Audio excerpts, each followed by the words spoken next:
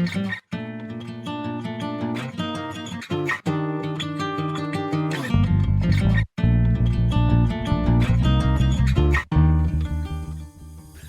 to the Chemical Sensitivity Podcast. I'm Aaron Goodman, host and founder of the podcast.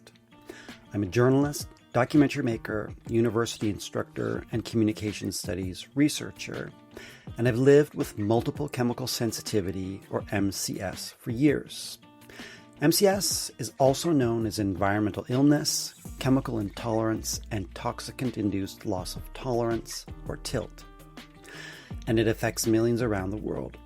MCS is also known as environmental illness, chemical intolerance, and toxicant-induced loss of tolerance, or TILT. And it affects millions around the world. As you know, many people with the condition are dismissed by healthcare workers, employers, friends, even family. Countless people with MCS struggle to find healthy housing and get accommodation at work and school, and we suffer in all kinds of ways. The purpose of the Chemical Sensitivity Podcast is to help raise awareness about MCS and what it's like for people who live with it. We featured interviews with some of the world's leading experts and researchers on MCS and lots of people with the condition, and we're just getting started. I'm grateful to listeners who support the podcast. If you'd like to make a monthly contribution or a one-time donation, please find links on the website, chemicalsensitivitypodcast.org. Your support will help us continue making the podcast available and creating greater awareness about MCS. Thank you so much. This podcast belongs to the community, and the purpose is to advocate for all of us, and your help really means a lot. This is episode 33. It's called Conversations with Doctors. I'm speaking with Suvi Kaikkonen. Suvi is a linguist who lives in Helsinki, Finland. She specializes in the interactions that people with so-called contested illnesses, including MCS, have with healthcare workers, including physicians. Suvi's doctoral research explores how people who are impacted by poor air quality in their homes and are sick because of it are often dismissed and delegitimized by doctors. It's something that I know a lot of listeners and folks with MCS are familiar with.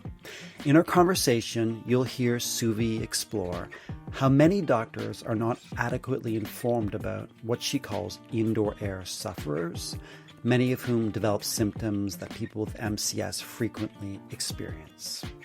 She talks about how many doctors' attitudes are influenced by other financial interests, which impact the doctor-patient relationship. Why doctors often do not take women's health issues seriously. I hope you enjoy the conversation and find it a benefit. We release new episodes twice a month. Subscribe where you get your podcasts. Find us on social media. Just search for the Chemical Sensitivity Podcast, Podcasting MCS. Please leave your comments about anything you hear on the podcast, and please share the podcast with others. You can find the podcast on YouTube. Just go to YouTube and search for the Chemical Sensitivity Podcast and click subscribe. On YouTube, you can read captions in any language you like.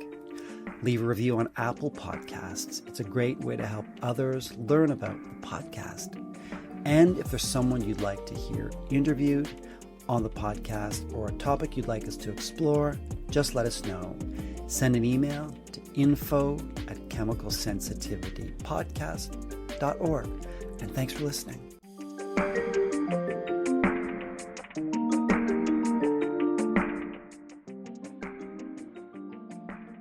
Suvi, thank you so much for taking time to join me today and on the podcast. I've been looking forward to this, and I think people are going to be really interested in learning more about your research. So thank you. I'm very pleased to be here. Thanks, Aaron, for inviting me. Absolutely. Would you like to say a little bit more about yourself? And, you know, listeners are across the world.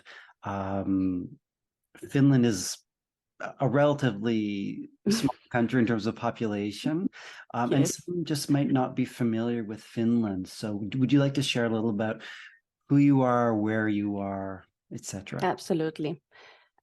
Yes. So I'm a social worker of my background. I have been working with more than 10 years with young people, with psychosocial support of young people in trouble. And this is like originally where I come from. And then when it came a time to think something else, I chose Russian language. So my linguistic background is actually in Russian language. So I have studied Russian language and as my minor, Finnish language. And this is what brings me to today, basically. So I'm a social worker and linguist. And at the moment I work at Helsinki University, which is the biggest university located in the capital of Helsinki. I'm finalizing my PhD, my doctoral dissertation there, and working on some other research too. And Finland, yes, Finland absolutely is a little country, even though I heard someone saying that it's like most US-like country you can find in the world. I've never been in US, so I can't tell, but I've been in Canada. So something familiar, yes. Yeah, fascinating. And a population of 6 million people, so few. We are very few. We're in Northern Europe between Russia and Sweden, and we have long history with both of them. And I would say that Finland is a very kind of typical like Nordic democracy or Western democracy. yeah. And what else? Population is, of course, in towns, in cities. It's concentrated in cities, and the countryside is more or less like struggling. Right. Most younger people moving to the cities. Yes, exactly. Yeah. Yeah. And I think the context is helpful because, you know, your research, a large part of your research focuses on indoor air problems and Yes. sick building syndrome. So, Suvi, could you talk to us a little bit about how you understand indoor air problems and sick building syndrome? And then Yes. there's something about Finland, like these are problems everywhere, but is there something about the climate in Finland or the way buildings are built? And I don't mean to put Yeah. too many questions at you at once, but what kind of buildings are we talking about? I guess we're talking of many kinds of buildings, and it is, of course, a good question that why indoor air problems are so prevalent in Finland. But indoor air problems, so we talk about problems that the kind of contaminant that are emitted to the indoor air. They can be because of molds, because of chemicals, because of moist and that kind of problems. And they, of course, they are not absent in other countries. But according to statistics, European statistics, it seems that even though our buildings are at the best condition when we compare, so we have the complaints of indoor air quality things are very prevalent. And that is, of course, an interesting question that what is going on here? And there are different explanations for that, including that there's something in how we build. And of course, there's certainly something in our climate. We have winters that used to be cold and summers that used to be not hot, but warm. So 4 seasons, basically, it's something as like you have in Canada, I would say, pretty much. And now the climate is of course changing. It's getting more humid, which doesn't quite help. And actually now we are talking that we should adjust our ways of constructing buildings in order to meet like how to make them moist proof in the area which is more humid and more like vulnerable to damages. But yes, some people kind of, I've heard, and this is only speculations, I've heard that there might be something in the ways, in comparison to Sweden, for example. I've got to understand that the indoor problems are prevalent in Sweden, but not to the extent that we have. And we certainly have a similar climate. So can there be something that we do differently when we build houses? And they are, of course, the houses from certain decades that are most vulnerable to these problems. They might be only 30, 50 years old, and we demolish them. Many of the buildings have to be demolished, and of course, it's a waste of money and resources that you only build a house that lasts for, say, 30 years. But then there is this other theory, or it's not really a theory, but kind of speculations that what if indoor air, like the idea that I have symptoms and there has to be an explanation. So my neighbor I heard my neighbor saying that it can be caused by the air in the building. So what if mine are too? And of course, there are millions of reasons why someone can have, say, flu kind of symptoms, general symptoms. So there is this kind of social contamination theory, so to speak, also, that whether if the problem is very diffuse and it kind of attracts people to think in those terms. Right.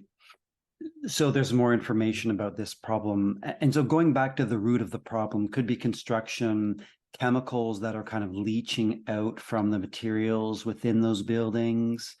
If I understand correctly. Yeah, that's kind of one viable option. Right. And so a lot of people in Finland are developing illness, that you refer to as a sick build, and others also refer to as sick building syndrome. And how does this manifest? You talk about in your research about mold, refugees. People listening to this podcast, many will be interested and familiar with the impacts of mold. People with multiple chemical sensitivity, environmental illness. Those are some of the issues you're looking at too in your research. Yeah, manifest in a sense in like how the symptoms or lives of people. Yeah, in terms of the impacts of inhabiting, working, living, going to school. Yeah. What's happening to people? Yes. Most of the people are suffering from quite mild symptoms, I would say, and they're similar to any environmental condition, I would say, like general symptoms, lung problems, stomach problems, neurological issues, and so on. And most of them in surveys, it seems that most of the problems are fleeting and quite mild. But then we have a group of people, these mold refugees, or that kind of people who get really seriously affected, and it seems to be rather nightmarish situation for the people. So at the worst case, it seems to mean that all the pillars, like the basic pillars of your life, collapse at the same time, or at least get cracks. So if you're work able, if you have capacity to work but not like being at your workplace, of course after COVID pandemic we don't see it as a big problem, so you could be at home and work from there. But years before this, it was a big problem for people. How do they work remotely? And of course the problem is very prevalent in among people who live in public organizations, like nurses and teachers, and the ones that get exposed to our municipal buildings, so to speak. So they don't even have the possibility to work remote. Yes. And then financial problems. If you cannot work, so you very quickly end up not on the street, because in Finland people usually don't end up to the street. But if someone does, so indoor air sufferers have a risk, because they kind of they are not entitled to the social security allowances in the system, because the condition is contested. It's not fully recognized. It is partly recognized. The pulmonary problems and those things, there is a strong evidence showing that there is an association between the molds and lung problems. But not all people have lung problems that would entitle them to get the allowances if they are sick. So they might end up being sick for a long time, even incapable to work, yet being non-entitled to the support by the society. And that's a huge problem that we are struggling with. So what do you do then? Like, you end up with silly solutions, like they diagnose you with depression, and both participants, both doctor and patient, know that this person is not depressed, but it's better than nothing. But it must be humiliating to be. Right. And we're going to talk, I want to ask you more about your research, because it's really fascinating, how you in your research analyze the conversations that people with sick building syndrome, and that includes people with multiple chemical sensitivity. Yeah, some of when them they have go it. right, when they go to doctors, those conversations, how they're delegitimized and dismissed. Before I ask you that, Suvi, what led you to embark on this research in the first place? You mentioned previously you had a friend, or you have a friend who suffered from this. Yes. So yes, I would say that I have both personal and scientific interests in this. One of my childhood friends got really badly ill, and she used to be from this mold refugee end, so her situation was very desperate, and like living by her side years after years, seeing her struggling, and listening how she described the difficulty in receiving help when the help was like most needed. So it really not only touched me, but I thought that something must be done to this thing. Yeah. And then at the same time, we had huge public debates in Finland about the problem. So it is hot debate. It's heatedly debated in Finnish society, that what's going on, what's wrong with these people is, and all theories are there in the field, and what should we do? And I was thinking that at least we should do something. And maybe these two things led me to this. Right. And I heard you say that it remains contested. It sounds like in Finland very much the same, like basically everywhere, as far as I understand, that physicians don't have the training, or if a patient or if someone arrives in a doctor's office with multiple symptoms, then they're trained to just, treat it as a psychological disorder. And they're really treating the symptoms, right? So it could be neurological thing, but that doesn't mean it's a neurological condition. It means that's the symptom of something much deeper. So what I'm trying to say is, it sounds like your friend didn't get the care that they needed. Exactly. And also, I imagine that there are a lot of people who are chiming in who are ill-informed and looking at people who are developing sick building syndrome and not understanding, and probably coming up with all kinds of explanations that don't really make any sense and are probably really offensive. Yeah, people have really different experiences going to the doctor and seeking for help. For some people, because doctors are different, because this is how the partly contested nature of indoor air illness kind of manifests, that when you go to the doctor's office, you wouldn't exactly know what is their stance, because there is no, or at least at the time when I collected the data for my studies, there wasn't any very much established way of dealing with these problems. So you could actually meet a doctor who did everything for you and were ready to believe whatever you told them. Or you might meet someone who was like, maybe psychological. Of course, they wouldn't say it that straightly, but the idea. So and this already is stressing for someone, because if you go, say you have an ear infection, you would never have to fear when you go to the doctor that what will they say to you. They will just establish the condition and treat it. Already that you wouldn't know how you are encountered is stressful for anyone.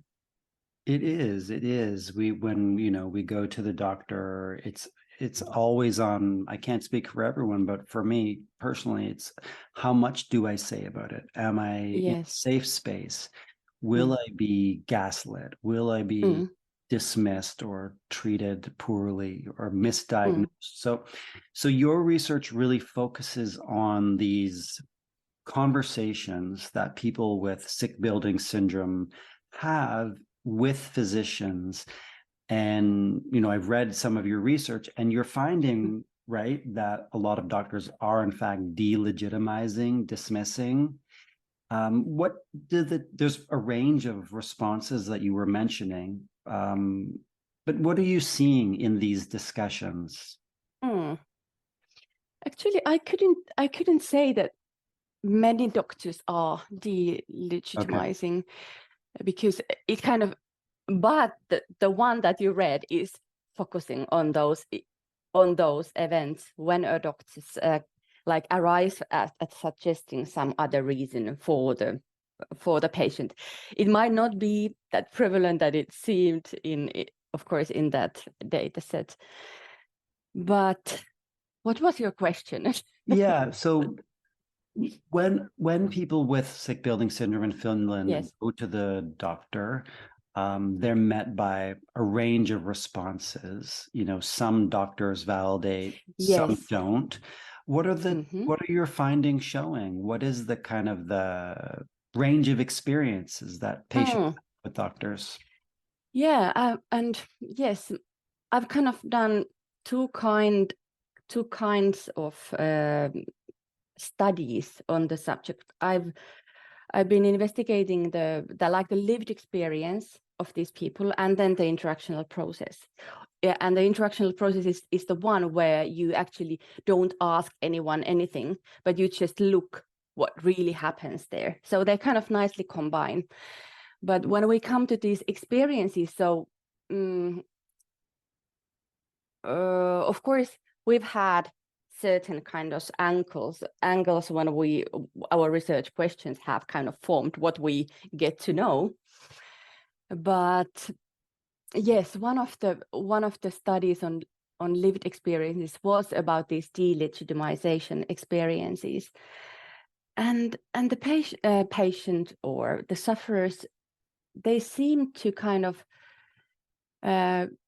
put forward three kinds of kind of causes or rationales why they have been delegitimized. What was this? What you Aron already said, that doctors aren't knowledgeable. So, and that was kind of a kind interpretation by the patients, that they kind of thought that you cannot blame someone who simply doesn't know. And usually they kind of thought that their doctors didn't know, but also that this kind of applied to their beloved ones too. That because we all know that if you're suffering from contested illness, it might lead to trouble in your personal relationship as well, because it kind of requires quite a lot from your beloved ones. And this is the case, especially with indoor sufferers, because you might keep moving from apartment to apartment in the search of place where you are well. So will your family follow? And that kind of puts quite quite much pressure on your beloved ones. So that was the one, like someone not being knowledgeable. But then there seemed to be this kind of another interpretation of why someone is being delegitimized, and that was like low moral related.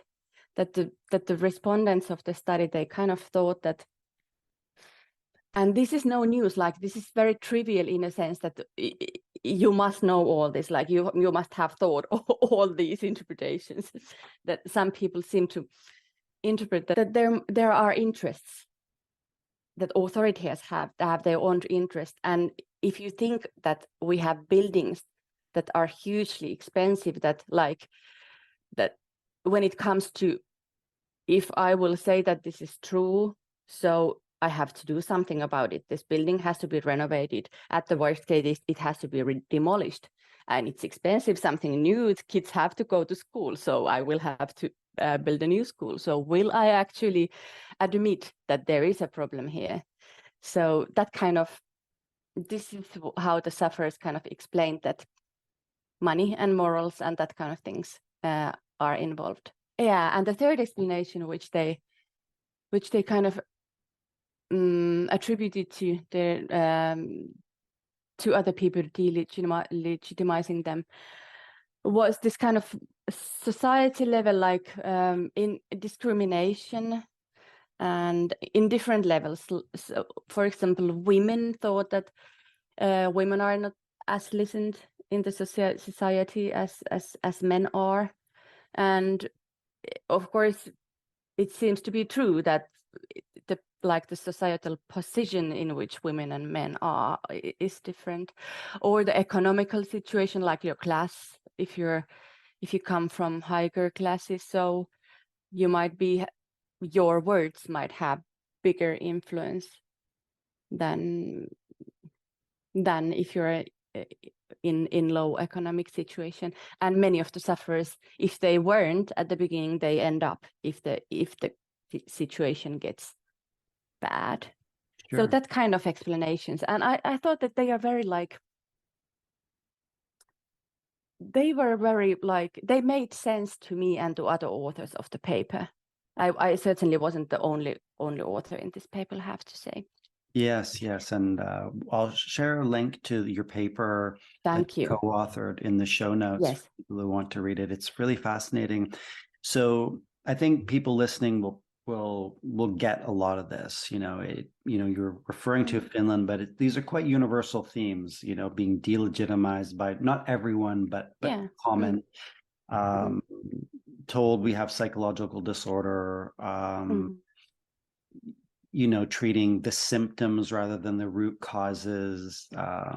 Women, and that's what the doctors are trained to do. They deal with symptoms. So it's kind of, the more I've investigated this, the more sympathetic I am also for the doctors. It's certainly they are not in the easy position in the doctor's office. We think that they have power and they are gatekeepers, and that's of course true in a sense, but they are also human beings. They have limited skills and limited resources in time and in time-wise and otherwise. Sure. So and limited but knowledge. You were saying some, limited and knowledge, limited right, knowledge of the illness, so and some of them are more willing to admit it than others. Yeah, and it's much easier to say, to give a test for, a neurological problem than, looking deeper and saying, well, what is the root cause of this? Is this, as a result of a chemical reaction or a reaction to a synthetic chemical, or to mold, because, that's a much deeper exploration that they didn't know how to do. Yes, and then we come to the question that how deep in causes does medicine as science go? For example, if we think of diarrhea, do you call it diarrhea that kids have? Oh, diarrhea. How do you? Yes, if you have that condition, so it can be caused because you drank impure water. That's kind of the very proximate cause. But then why did you drink that water? Was it just an accident, or actually are you living in a war area where no water supplies, where there are no water that is clean? So kind of that is the root cause of your condition. So the question is also that how long in the chain of causes kind of medicine goes, and what is comfortable for doctors in that very moment when you step in their office. Yeah, and I'm like a layperson in this area, right? My knowledge is limited. Me too. There are different, because you're looking through it a lens of a linguist, and I really want to talk more about that. But there are different kinds of medicine, right? There's functional medicine, which as I understand it, goes deeper, and there's I've understood medicine, that too. Yes, which is sort of, and you mentioned the pressures that doctors are under. That most have maybe not a lot of time to spend with each person who walks into their office, so they are under pressure as well, as you note, and I think that's fair to say. But because this is a podcast that's mostly listened to by people with multiple chemical sensitivity, that's really where my sympathy lies. I'll just show bare my heart right away. But what are the impacts, Suvi, on people, through these conversations that you've analyzed between people with MCS and doctors when they are dismissed? What are the impacts of that kind of interaction?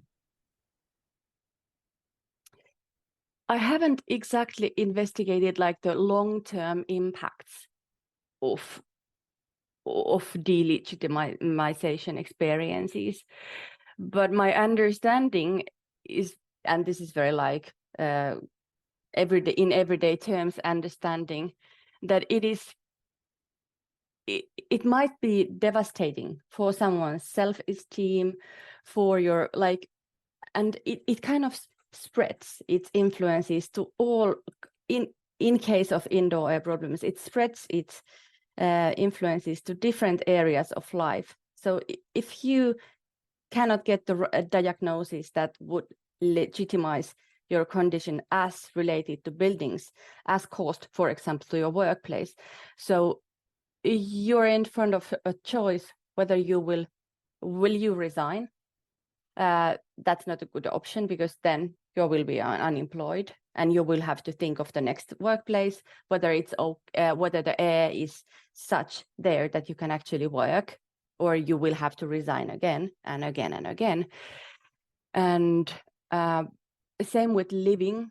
I've heard that people kind of move from apartment to apartment, and they struggle with same symptoms or different ones in each of those apartments, and it's psychologically very burdensome to kind of realize that, okay, this is not okay either, so shall I just gather my belongings, maybe destroy them, because some people think that they have to be destroyed because they are contaminated if you're extremely sensitive.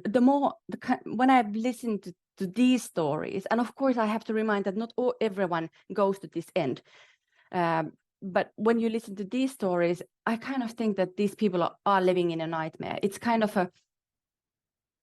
it has a very that kind of nightmarish atmosphere in those stories.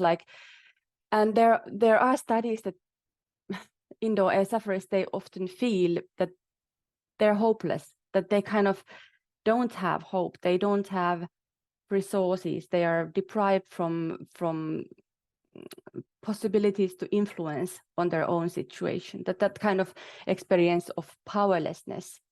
And you can only imagine what it means in life, like if you feel powerless. Yeah, that's right. And I think a lot of people listening will really relate to what you're sharing. And what's really interesting for me listening is that you clearly bring the empathy of from the social working side into more like scientific linguistic research, which is really nice. Never thought about that, but now that you say it, it might be that it kind of what pushed me into this subject, which is societal because as a linguist, I could have investigated a response particle, say Finland. Finnish has that kind of response particle, and my supervisor has done her PhD in response particles, your and ni. They're like very similar response particles that still have their own areas of like a function. So I could have chosen something like that. And in my master's thesis, I actually looked at imperative forms, even though they were in conversations. But yet, you might be right that I have this kind of social worker lens still. You don't get rid of that, No, and no. that's very good that way. Yeah. But not all who suffer from these symptoms, they don't get that ill. For example, many kids, because we have many schools that have indoor problems. So kids have, say, headache at school and they never have it at home. So it might not become a huge problem.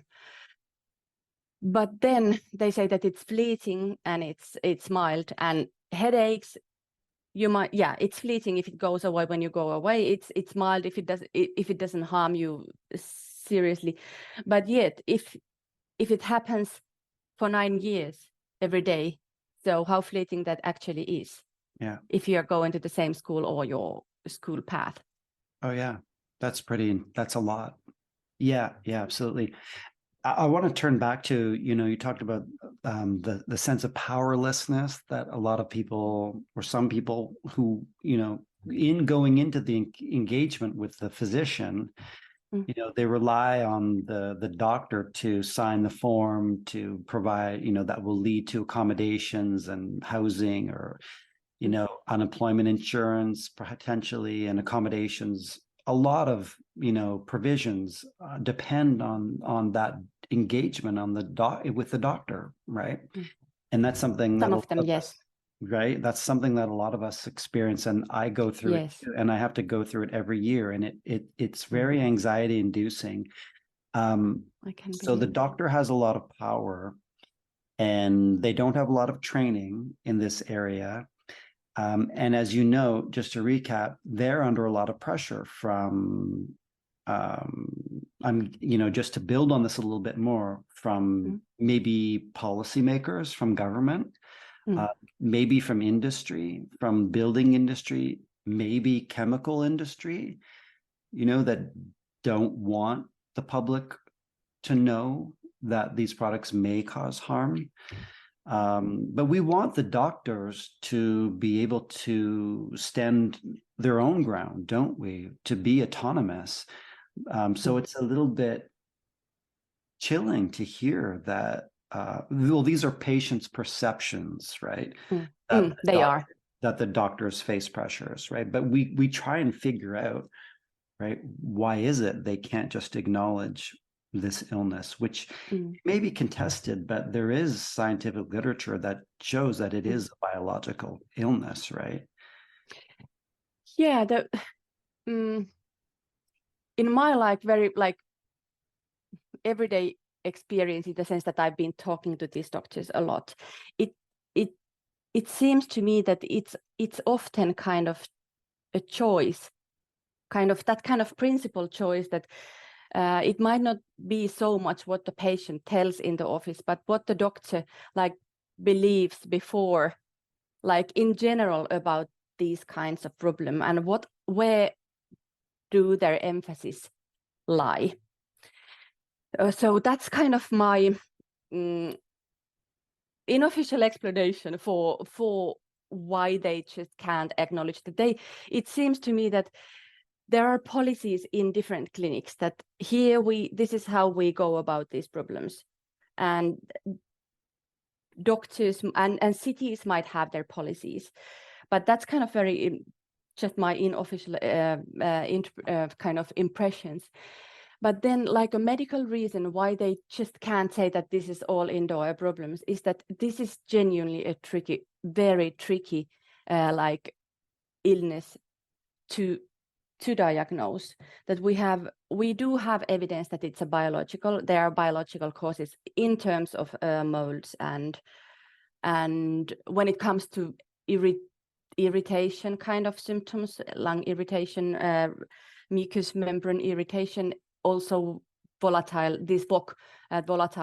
organic compounds are associated with the symptoms. But then we do have evidence that also personal individual factors and psychological and psychosocial factors are related, and they are related at the associative level, which means that the studies quite convincingly show that, for example, when there is low support from the employer, so people are at bigger risk of reporting indoor symptoms. But we don't know which is the cause and which is the end result. So they are like associations that the studies thus far show. So it might be either way. And this kind of knowing that there are these associations at individual level, at psychosocial level, at psychological level, and at biological level. So it kind of makes it, so how would you decide with someone? And now actually Finnish policies, how to go about these problems, is more going towards, we have to deal with the problem. We have to deal with the patient's problem there and then, that we wouldn't know that it might be fruitless to go endless debates of what causes this, that we have to think how the patient, how they can continue their lives, how they can continue at their work, because that's the most important, like how to fix one's life without knowing everything about the causes, because we have to admit that we wouldn't be able to do that. But we know mold is a problem. Like we do know, yeah, and mold is yes, a problem, right? Yeah, and some we know chemicals, we know some chemicals are harmful. Are a problem.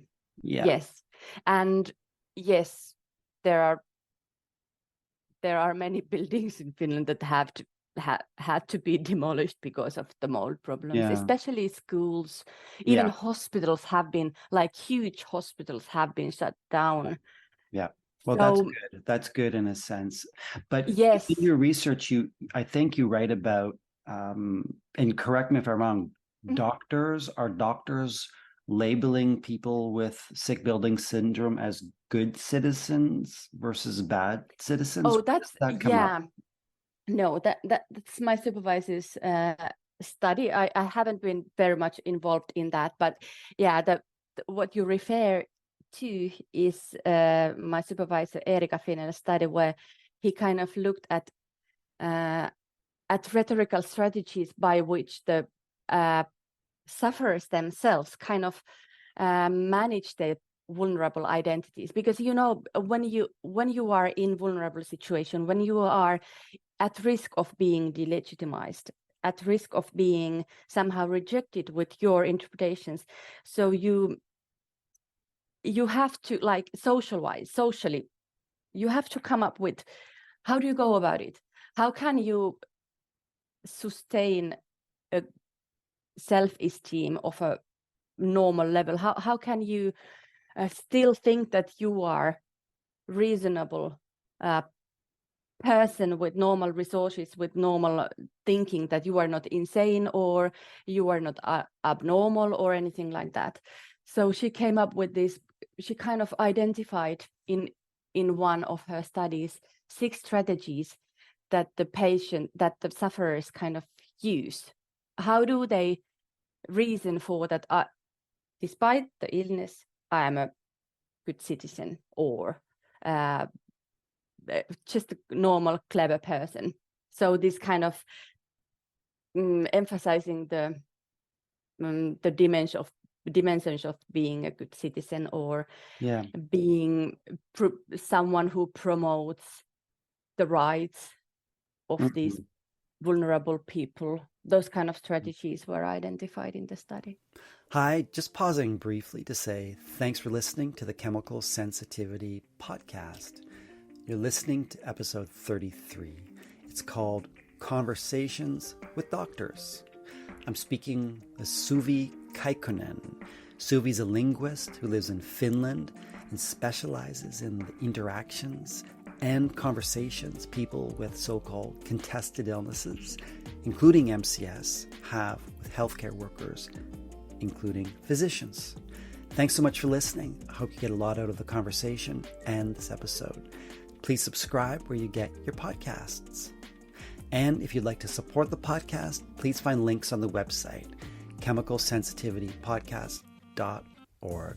Your support helps us continue making the podcast available and creating greater awareness about MCS. Thank you so much. The podcast belongs to the community, and the purpose is to advocate for all of us, and your help means a lot. And this notion of I'm a good citizen, I haven't done anything wrong, feeling maybe defensive or needing to explain oneself that I'm a good person. Is that the sort of preparation or strategy that people go into the doctor's office with in the face of, potentially being met with delegitimization? I'm still a good person, because is it sort of turned on us like we're the problem? Where the interactional studies come in, and it's very fascinating, because when scholars have been investigated like the interaction between doctors and patients just in primary care. So what comes up is that actually we think that you just go to the doctor, you say what's wrong, and they ask you questions, diagnose it, and give you treatment. That it's very kind of simple endeavor. But what has been shown by conversation analyst scholars is that any consultation is packed with these moral expectations from the patient's part. I mean, like expectation that target the patient's conduct and this is where the kind of I'm still a good citizen, I'm a reasonable person comes in.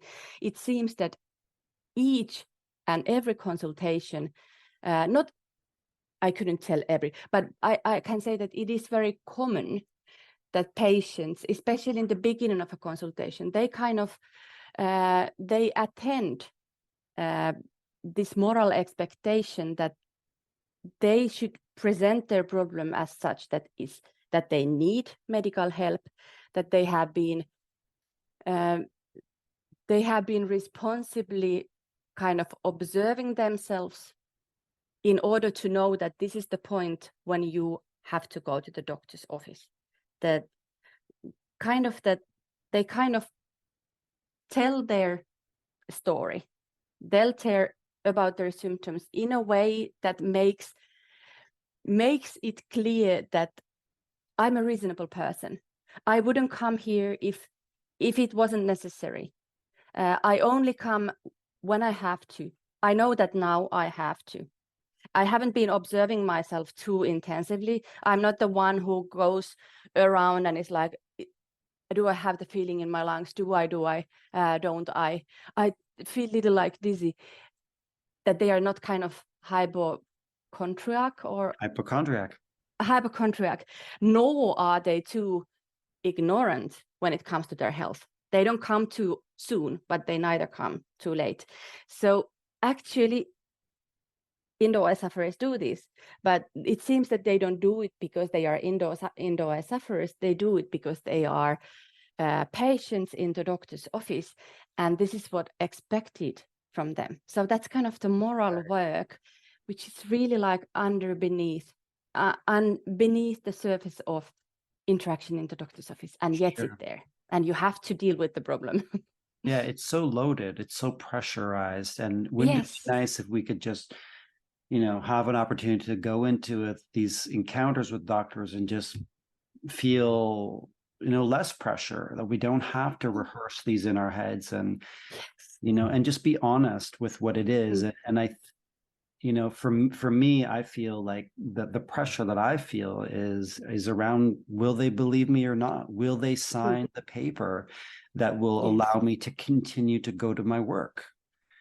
Or to get the accommodation that I need. Yes. Will they tell me that no, MCS is not real, you're making this up, get out of my office? Because we've all had that. So I feel like that's the pressure that I feel to be good, you know, and I make an effort to dress And well and to yes, shave and to smile and to be, and I'm like, why am I doing this? I yes, feel it's not my stupid. duty in the first place. Like, Yeah. yeah, and this is something that studies tell that people with contested illnesses do, that they are very careful in how they present themselves. Exactly how I dress, how do I speak, how do I present, what do I disclose? They are very common. They seem to be common questions for people who suffer from contested illnesses. But it seems that they are not unique to people with contested illnesses. Maybe the how do I dress, how do I present, that might be, but also patients in the primary care seem to kind of carefully think that how do I put this? And one way to do this is like put it into a story, make it a story. At first I thought, and that's what I at first thought would be something very casual, something normal and harmless. And only then, by the time given the evidence, I realized that there must be something else, something that has to be doctored, something that has to be brought to the doctor's attention. But again, this is not unique to INDOA patients or patients with contested illnesses. That is, conversation analyst studies show that this kind of structure that at first I thought, and now I have came to realize, it's used and deployed by the patients of just casual, that kind of basic conditions. But yet I think that it is amplified in this case, that my patients, when I looked at the videos and analyzed them, it seems to me that what the contestedness of the illness brings in is that it intensifies this work that would be there anyway, but now it's more intensified. It's more intense. That's helpful to hear, because the stakes are very high, right? Like, yes, exactly. If I go in with, you know, potential diabetes or a broken bone, you know, that I know that they will not dismiss me on that front. Yes. You know, they can test it. But with MCS, sick building syndrome, you know, the chances are the doctor will dismiss me. Yeah, there's a fair chance. You know, right. And it's one doctor to the next. And those encounters can be very traumatic. So, you know, you're a linguist. What do you see, you know, without getting into too much detail, but what stands out for you perhaps about the language? You talked about the stake. Well, I said the stakes are higher, but you said it's amplified, the sort of pressurized situation. But what comes up in terms of language? Finnish, I don't know, even if it's Finnish, maybe it's universal. It might be, who knows. This is so interesting, because when I started my research, having all this what we have discussed today in my mind, I definitely thought that I am going to look at doctors and patients arguing. They are having quarrels, they are disputing, dramatic things happen. This was my expectation. And I was so surprised. I went through the data. I have 75 hours of it. No, more, something like 90 hours of it. And I went through and through and through. And I was like, where are the quarrels? Where are the arguments? That I'm still not there. And at the end of the day, I started to realize that I'm not going to find them. That this is not that what. Of course, there might be that there is arguments in the consultations that I haven't been recorded. There's a fair good chance for that. But it seemed to me that what is rightfully perceived as disagreement and delegitimization, it is still quite harmonious or somehow friendly when you look at it as a conversation. So as I've become more skillful in analyzing the data, I can put my finger on that this is where the delegitimization comes in. I can do it, but it's very subtle. Everything is very tacit and very friendly. sometimes not. I have, say, 1 or 2 cases when it is more overt, but in the rest of the cases, and I do have many of them, it is very subtle, and doctors and patients, they seem to collaborate in order to keep it that way. Yeah. They seem to like they seem to have a mutually shared understanding that we have to do this in collaboration, even if we at some points we disagree. In many points we don't. We agree at some points. So it's kind of a very sensitive approach to disagreement. And if it's this way in Finland, which is like quite straightforward culture when it comes to ways of speaking, so I might only imagine how subtle it comes when you go to US or to Canada. Well, you mentioned Finland culture or Finnish culture, maybe very much like US. But when we talked before, I was sharing that Canadian culture, and it's hard to generalize, but it tends to be very polite. And I think it, in my experience, sometimes it doesn't strike me until long after I've left the doctor's office, or maybe on the way home or that night. Which happened to me fairly recently, where I realized that there was delegitimization that happened in the office. And I also try to practice non-reactivity. And there's a power imbalance too, right? So do you find that it might just be, and I'm not sure how much psychology you bring into your research, you bring social work? Not at all. Okay. So what is it that, is it the power imbalance that comes into play, where a person with the illness doesn't have the courage or the ability in that context to push back? It's difficult to do. Yeah, this is a very important question, that the power issues. The approach that I have been using, the conversation analysis, it kind of sees power from a slightly different angle. It kind of, when you think that doctor says something, ask that when did these symptoms started, and then the patient answers that they started when I started to work at my new workplace.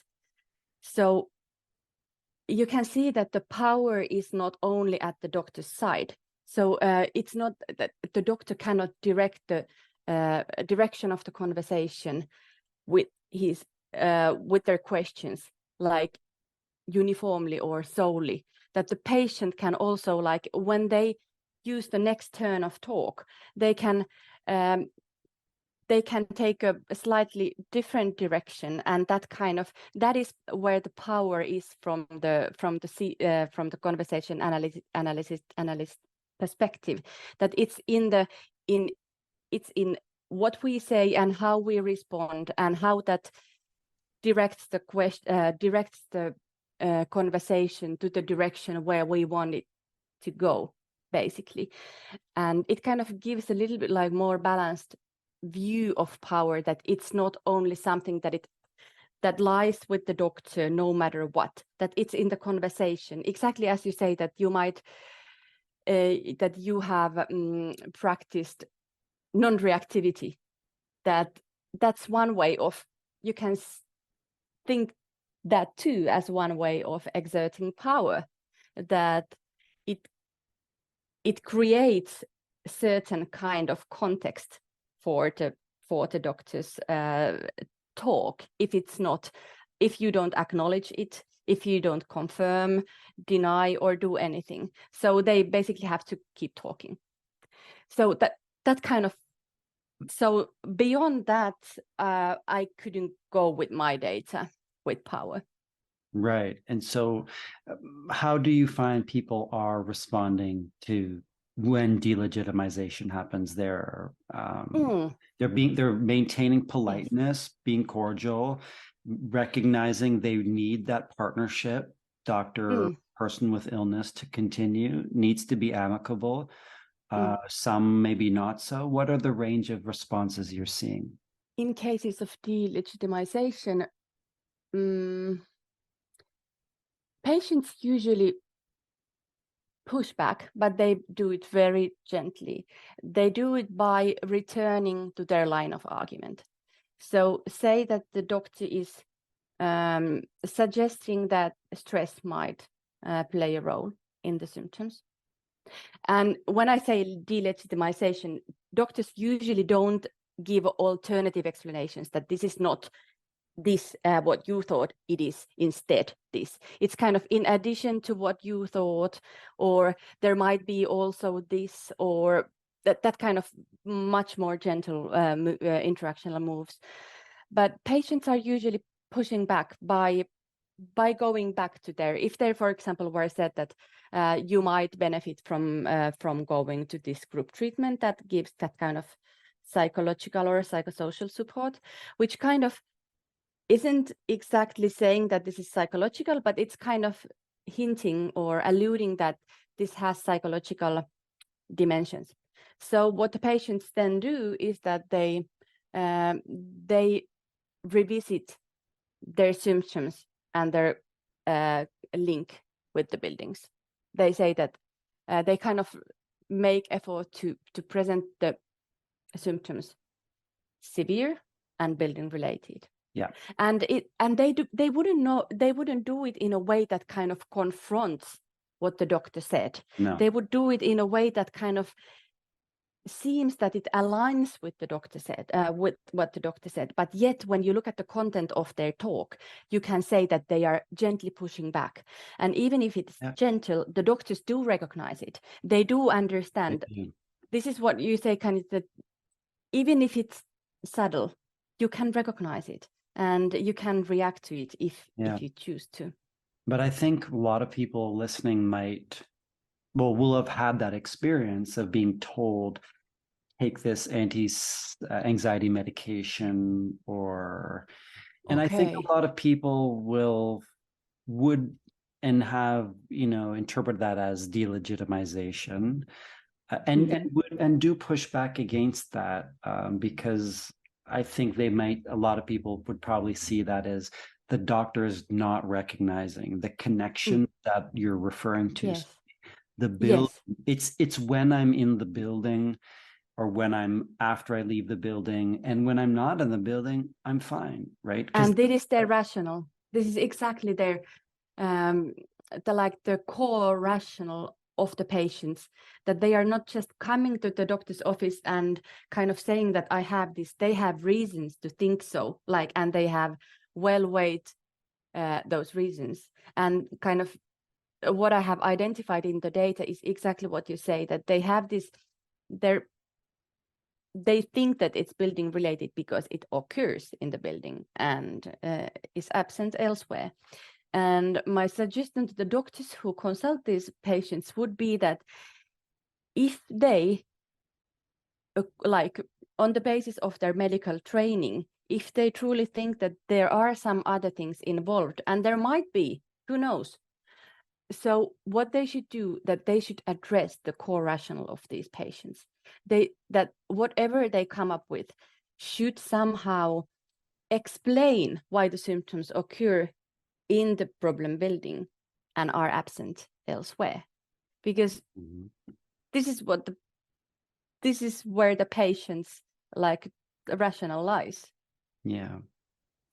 And just so people listening, you recognize it as a real illness. What is your thought on the illness? Do you think buildings really are making people sick and chemicals are making people sick? I do think so. But I also think, and you have to keep in mind that I'm not I'm not a doctor. I have no medical training whatsoever.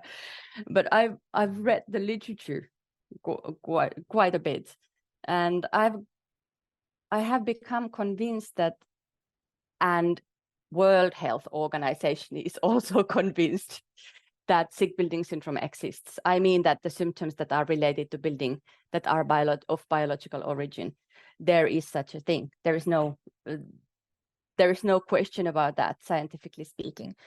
But then when it comes to individual patient who comes to the office with their with their diverse situations in life, we don't know what is there, and knowing how we, what kind of creature human being is, a whole, with all those dimensions, the bodily, the psychological, social, whatever, you name it. So I've become along the process of the research, I've become less willing to judge and separate those dimensions from each other, and more willing to just think that we have to help this patient no matter what.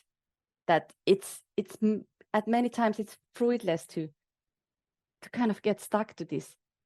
This is about that, or could it be about stress? At least all my symptoms get amplified when I'm stressed. For example, our house, there's a lane for airplanes. The airport is near, and every time I'm stressed, I'm so disturbed about those noises. I'm like, could you go away? Of course they wouldn't, but I feel so bad, and I really like my ears collect those when the airplanes come, very intensely. But when I'm not stressed, I don't even notice that there is like, what airport, what airplanes? No, I haven't heard them. Sure.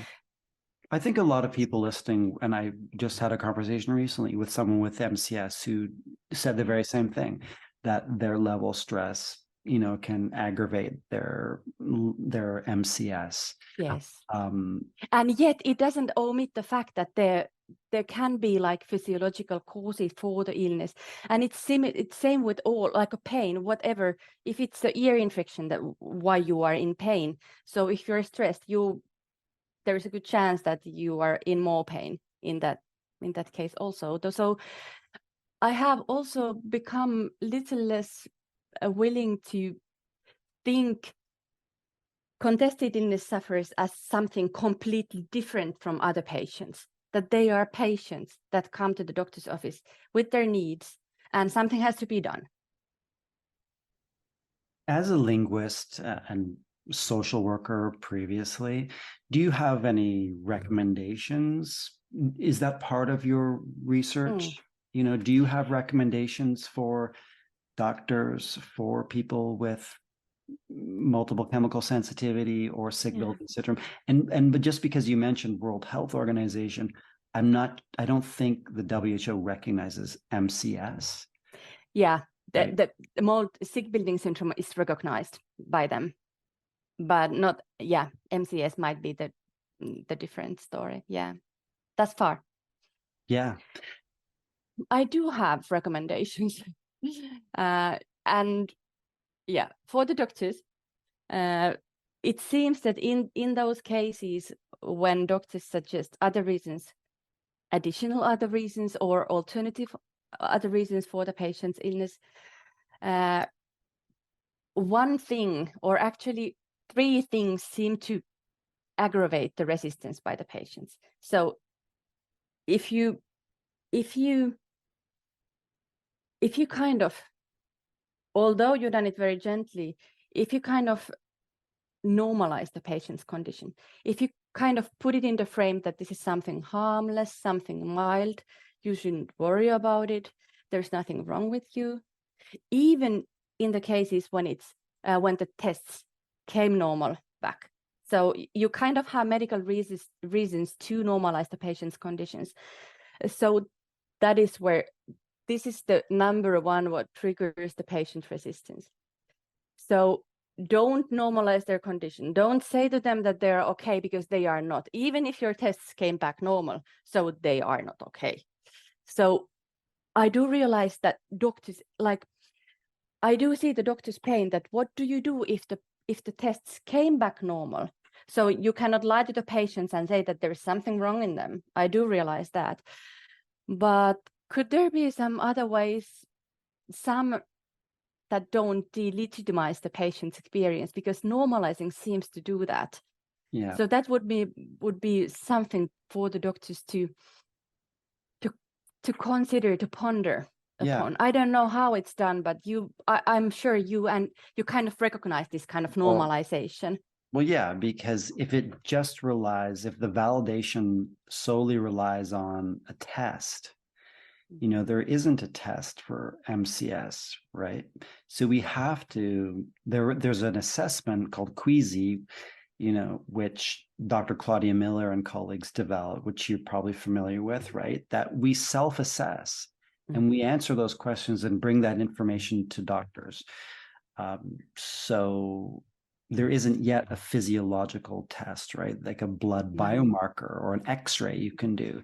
So failing that, like, wouldn't it be nice if doctors just took us at our word, rather than saying, no, you're not. There's nothing, right, to your points. Wrong with, yeah. Right? No, you're fine. You're fine. No, in fact, I'm not fine, as you're saying. Exactly.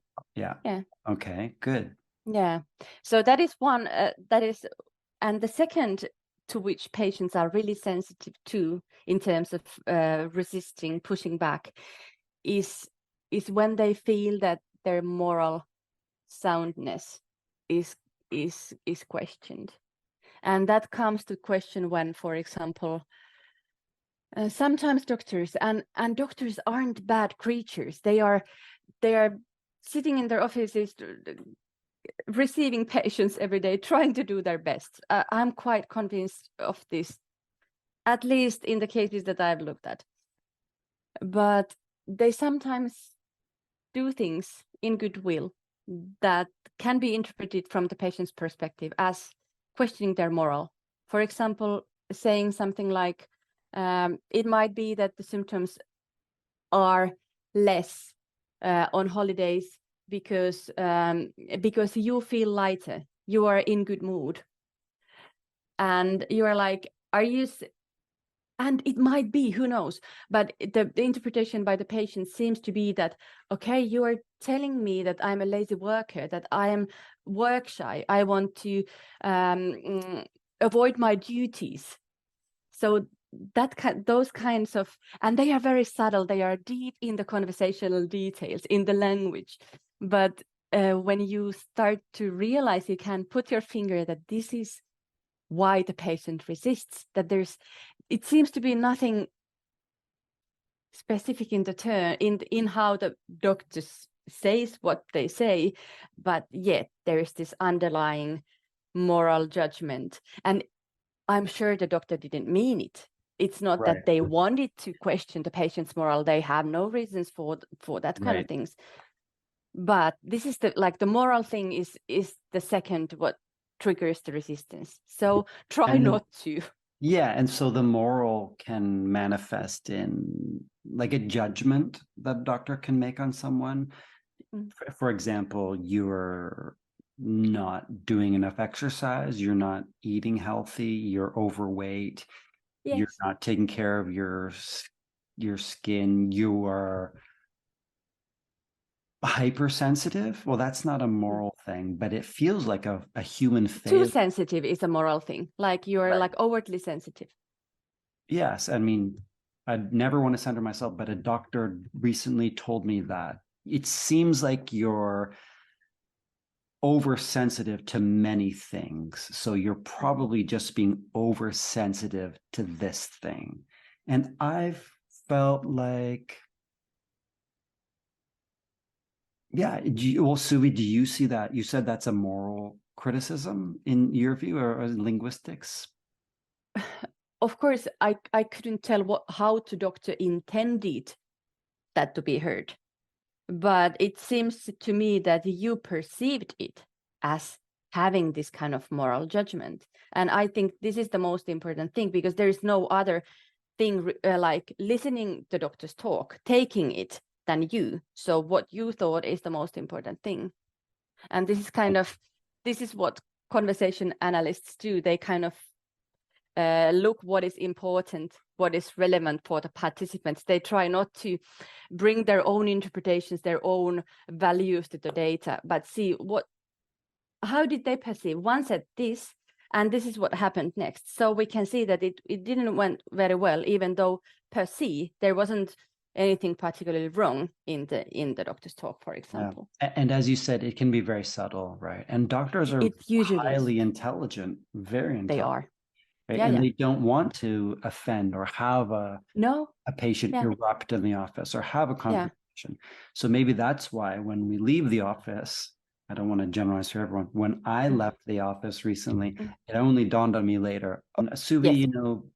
I wonder if, as a linguist, if you're looking at medical gaslighting, right? So gaslighting, I had to look it up recently, but I'm just looking at health.com, and it reads, medical gaslighting happens when healthcare professionals dismiss symptoms you report to them or don't take you seriously.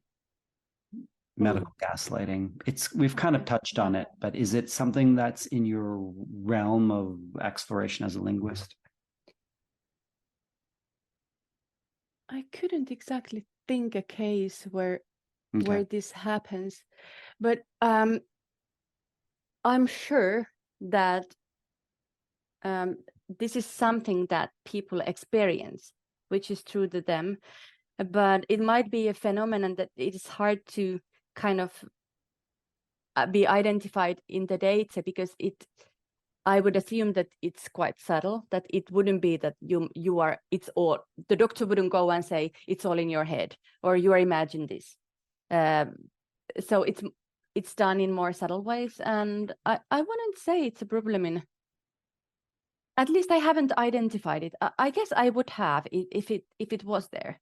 Okay. So, and you were talking about two different ways these conversations happen in the office, but I think it was very comprehensive. So maybe I could ask you as we towards wrapping up conversation, are there groups in Finland who are advocating for change, when it comes to the doctor person who is ill, and do you see your work as a form of advocacy? I do see my work as a form of advocacy, and also almost like activism, I would say, but not so like I advocate both doctors and patients kind of best, or rights might be not the right way to put it, but yeah, I find myself being on their both sides, because I think that is what is needed. It has to be, because this is they form the entity. This is where the interaction happens. It doesn't help if you just like I kind of feel that it wouldn't help if you just only thought the doctor's best or patient's best, because they are doing it together. They are collaborating. Even when they're disagreeing, they have to collaborate. They have a business to be accomplished in the doctor's office. So in that sense, I try to strictly remain within the frame that I have chosen, which is the conversation analytic approach to interaction, meaning that I cannot bring my own ideas to the data. I kind of foreground the participants' own perspectives, but I do feel that this is kind of societally at the society level, this is an important topic, and I have one tiny contribution to be made. I feel that way. But we have patient organizations, yes, who advocate the rights at the group level. These mild refugees, which I mentioned, or you might have mentioned, is one of them. But then we have like pulmonary associations and indoor a range of associations. It kind of reflects the fact that we are in trouble with this. And then I have to say that a government is not like just waiting things to be somehow done. They are also doing things. We have governmental programs that are trying to get our buildings renovated, healthy, and people treated. And they do know that we have different approaches to the problem, and now they have kind of established or called together a group of scientists and patient organization representatives and parliament members to kind of a large group to kind of discuss that what we can agree upon within this issue. So there are efforts. So I'm certainly only one tiny part of the endeavor. I feel like you're very kind to doctors. So is there anything that you've given your research findings that you think doctors could do better? Because I think I wouldn't ask you what could patients do better, because I think patients are generally bringing their authentic selves, and have it's not their responsibility to conduct themselves in a specific manner when they come to the doctor's office. I agree. We have an illness. We want to be validated and receive treatment and support and care. And sometimes we don't get met with that. Is there anything that you have learned from your research that you think doctors might benefit from in their encounters with people with chemical sensitivity, environmental illness, sick building syndrome? Yeah, there certainly is. My analysis has shown that doctors can do a lot in how they basically put their questions. They can kind of help significantly the patient to build their case, to build their narrative. So if we think that doctor at the beginning of the consultation, doctor can ask, what brings you here today? Which is like very open question. Or then they can say that, okay, I read that you have these headaches and those kind of things. Or then they can go and say that you had these building related issues. So you can realize that of these ways of asking, the last one kind of brings the patients directly to the topic, and that kind of opens a space for them very easily, very effortlessly, where they can bring forward the issues that they feel that are relevant for this specific visit.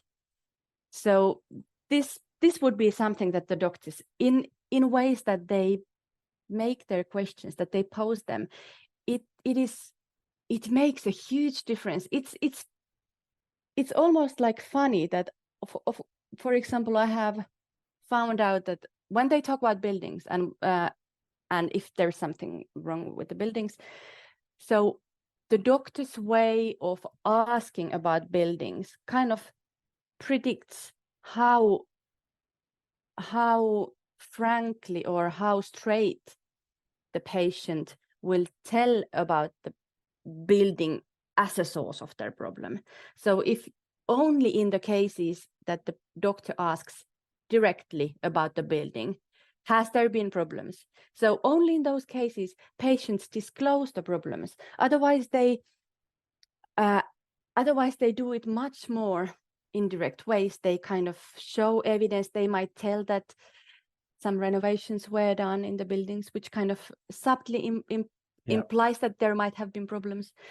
But it's almost like funny that, of course, the patient in principle could answer anything, but this is not how the conversation goes. There are normative issues in how you conduct a conversation. So it seems that the doctor's ways of asking make a huge difference. Yes, and that would be something that they could like pave way for the patients to build the case. Yes, and if there is any degree of skepticism about whether buildings cause people to be sick, then that doctor is unlikely to pose that question. In the same way that if a doctor does not believe that an air freshener could cause someone to have with chemical sensitivity, could have a reaction, right? So, because not every doctor is convinced, I'm guessing, in Finland, right? So it depends doctor by doctor, which path they want to go down. And we can't expect a doctor who doesn't believe in the correlation between a sick building and an illness or air freshener and sickness to ask that question. then they would ask a more question about the symptom. How is the headache? As opposed to, what have you been breathing? What cleaning products are you using in the house, right? They're not going to ask that. I don't know. I haven't asked them what they think. I've only looked what they do. So there is a difference in that. I cannot, you might be right, you might not. But there, at least there are other issues involved. And one of them is the type of the consultation. So the question that the doctor asks, for example, in the beginning of the consultation, it's not selected freely from the bucket where the options are, or only on the basis of what do I personally believe on these indoor air issues. But one thing that is involved is the type of consultation, that if it's like, is it a first visit? Then the questions are certain kinds of. If it's a follow-up visit, they tend to be different. Have I read the patient record? And I already know that the cause is related somehow to buildings. So it kind of allows me to ask directly about the buildings. If I didn't know anything about the core, like reason of the visit, I couldn't, even if I would like to ask directly about the buildings, I couldn't, because it could be, what else? Like ear infection that the patient comes in for. Oh, it's been really fun, and it's going to really resonate with listeners. I just know it, because we all have our individual experiences with this. So your insights, I think, are really important and really interesting. So thank you so much, Suvi. That brings us to the end of this episode of the Chemical Sensitivity Podcast. Thank you very much to Suvi Kaikkonen for speaking with me. We release new episodes twice a month. Subscribe wherever you get your podcasts. The podcast is produced by me, Aaron Goodman, with assistance from Casey Wallstra. I'm grateful to listeners who support the podcast. If you'd like to make a monthly contribution or a one-time donation, please find links on the website, chemicalsensitivitypodcast.org. Your support will help us continue making the podcast available and creating greater awareness about MCS. Thank you so much. The podcast belongs to the community, and the purpose is to advocate for all of us, and your help really means a lot. Find us on social media. Just search for the Chemical Sensitivity Podcast or Podcasting MCS. Leave your comments about anything you hear on the podcast, and please share the podcast with others. You can find the podcast on YouTube. Just go to YouTube and search for the Chemical Sensitivity Podcast and click subscribe. There you can read captions in any language you like. Leave a review on Apple Podcasts. It's a great way to help others learn about the podcast. And if there's someone you'd like to hear interviewed on the podcast or a topic you'd like us to explore, just let us know. Email info@chemicalsensitivitypodcast.org.